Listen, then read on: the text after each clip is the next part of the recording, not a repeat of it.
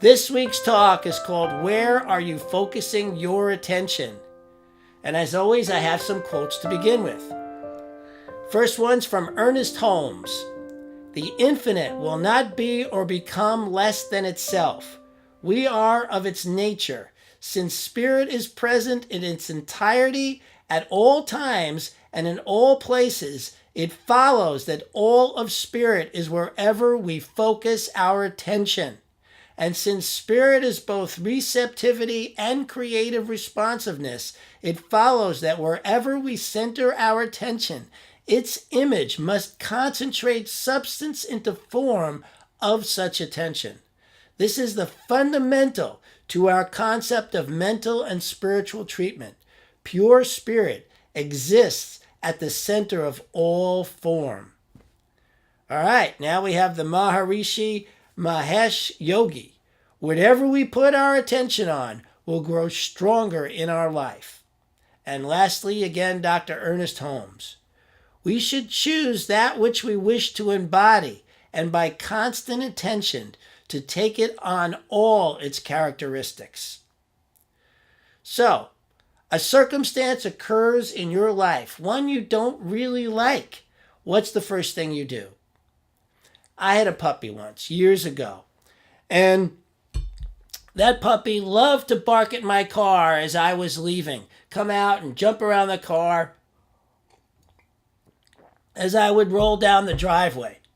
One day, I ran over this dog, this little puppy. It was a little puppy, not even 6 months old.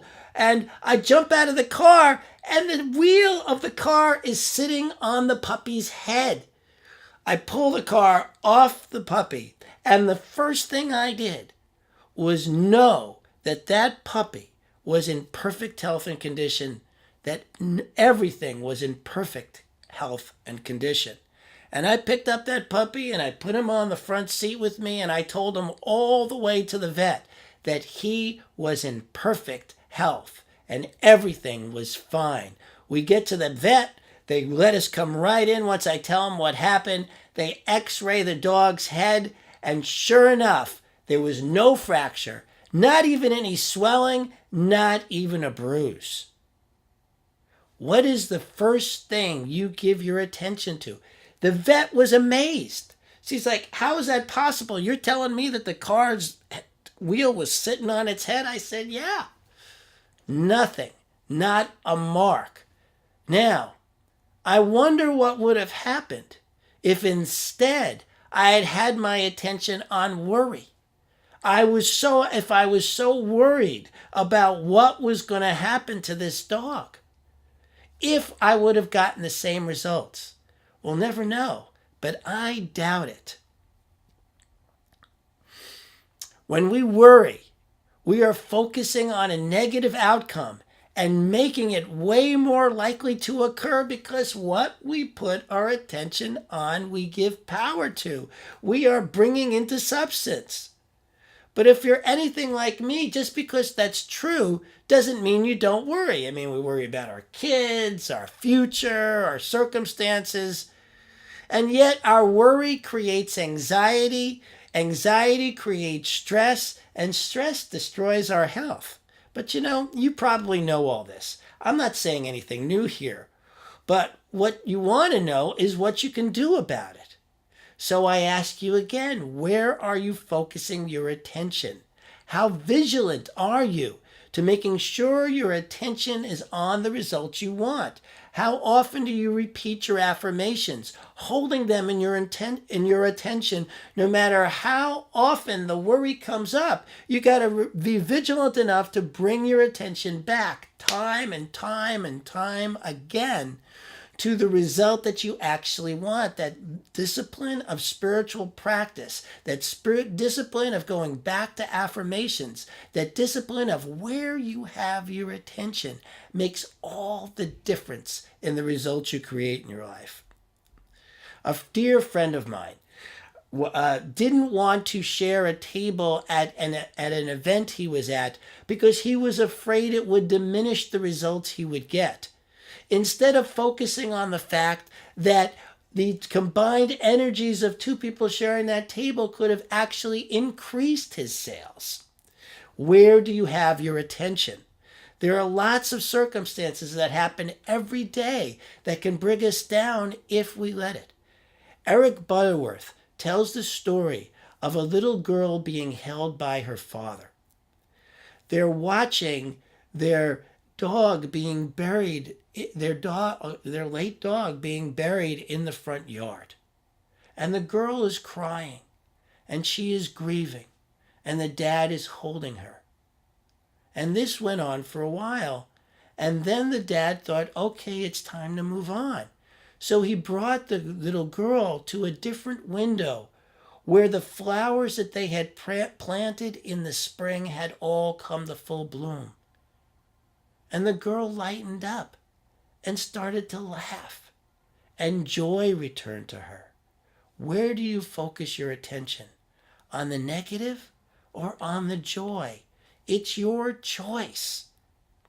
What we put our attention on flourishes, whether it's the negative or the positive. That's what will flourish wherever we have the majority of our attention. There are many people in the world who think that positive thinking is shallow. But I am here to tell you that it is just as shallow to think that we do not live in a miraculous world. That there is a depth of substance and divinity that goes on in this world that if we are not being in touch with, that is shallow too. To think that life is simply matter, simply what we can see, that is just as shallow as thinking that there is only good, that positive thinking. So it's the balance of the whole. It is the wholeness of it all that gives us the richness that is our lives. I am personally experiencing the difference in where I put my attention and getting a different result. My wife and I have an amazing relationship, really extraordinary. And we still fight. We still have times when we fight. And the barometer I was in the past using for how we were doing in our relationship was the distance between the fights. Was it a few days? Was it a few weeks? How we were doing, I was judging by the time between the fights. And by doing that, what I noticed is my attention was on the fights. And then my attention was on, well, what can I do to fix these fights? What can I change in myself so we don't fight? But the word fight was in everything I was thinking about. And then a few months ago, I decided I needed to shift that and started thinking about appreciating all the time between the fights. Appreciating how incredibly generous my wife is and kind and loving, and the times we spent just being in love and the laughter and the fun that we were having. And when a fight would come up, instead of concentrating on that fight, I would make sure that my attention went back to these great times that we were having. And what I noticed is over time, the fights lost their intensity.